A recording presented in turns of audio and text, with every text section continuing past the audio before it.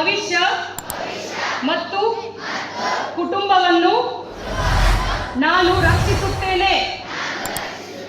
ನಾನು ಬದಲಾವಣೆಯ ದೂತನಾಗಿರುತ್ತೇನೆ ಮತ್ತು ಮಾದಕ ವಸ್ತುಗಳ ವಿರುದ್ಧವಾದ ಜೀವನವನ್ನು ಆಯ್ಕೆ ಮಾಡುತ್ತೇನೆ.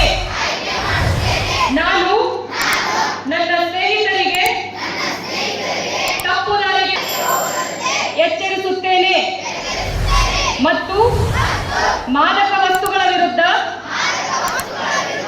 ಧೈರ್ಯದಿಂದ ನಿಂತು ಮಾದಕ ದ್ರವ್ಯ ಮುಕ್ತ ಸಮಾಜ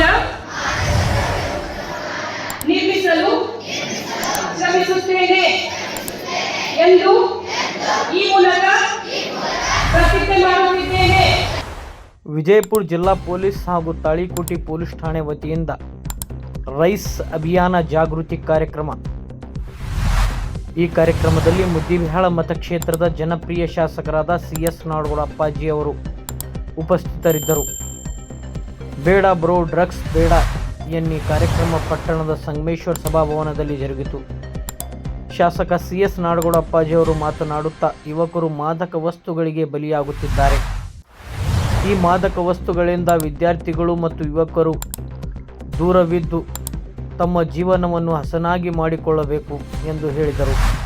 ತಾಳಿಕೋಟೆ ಪೊಲೀಸ್ ಠಾಣೆಯ PSI ಆಗಿರುವ ಶ್ರೀಮತಿ ಜ್ಯೋತಿ ಕೋತ್ ಅವರು ಮಾದಕ ವಸ್ತುಗಳ ನಿರ್ವಹಣೆ ಮಾಡೋಣ ಎಂದು ಪ್ರತಿಜ್ಞೆ ಸಲ್ಲಿಸಿದರು. ಅವರ ಜೊತೆ ಬಂದ ಅತಿಥಿಗಳು ಮತ್ತು ವಿದ್ಯಾರ್ಥಿಗಳು ಸಹ ಪ್ರತಿಜ್ಞೆ ಮಾಡಿದರು.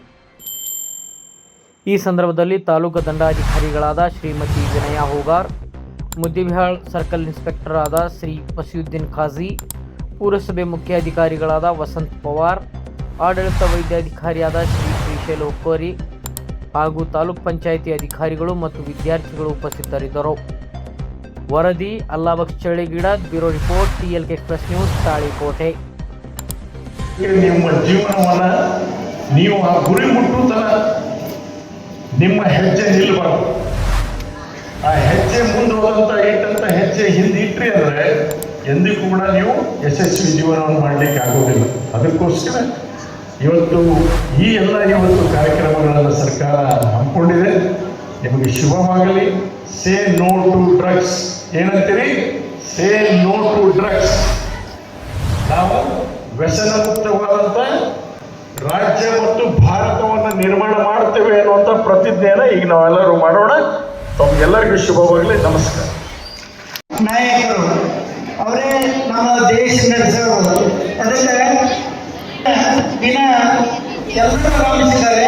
ಪತ್ರಕರ್ತರು ಬಂದಿದ್ದಾರೆ, ನಮ್ಮ ಅಧ್ಯಕ್ಷರು ಬಂದಿದ್ದಾರೆ, ಆಮೇಲೆ ಎಲ್ಲರೂ ವಿದ್ಯಾರ್ಥಿಗಳು ಬಂದಿದ್ದಾರೆ.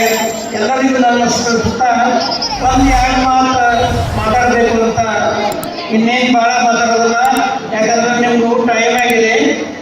ಇವತ್ತಿನ ರೈಸ್ ಕಾರ್ಯಕ್ರಮಕ್ಕೆ ಏನಪ್ಪ ಅಂದ್ರೆ ಮೂಲ ಉದ್ದೇಶ ಎಲ್ಲರೂ ನಶೆಮುಕ್ತ ಭಾರತ ಮಾಡಬೇಕು, ನಶೆಮುಕ್ತ ದೇಶ ಮಾಡಬೇಕು ಅಂತ ಹೇಳಿ ಇವತ್ತಿನ ನೋಡ್ರಿ.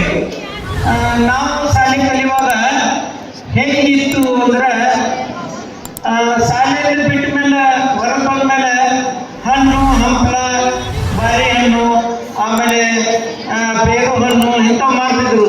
ಇವತ್ತಿನ ದಿವಸ ಏನಾಗಿದೆ ಅಂತಂದ್ರೆ ಕುರ್ಕುರೆ ಮಾಡ್ತಾರ, ಚಾಕ್ಲೇಟ್ ಮಾಡ್ತಾರ. ಯಾಕಂದ್ರೆ ನಾವು ತಗೋತೀವಿ ಅದಕ್ಕೆ ಮಾಡ್ತಾರ. ಹೌದಾ?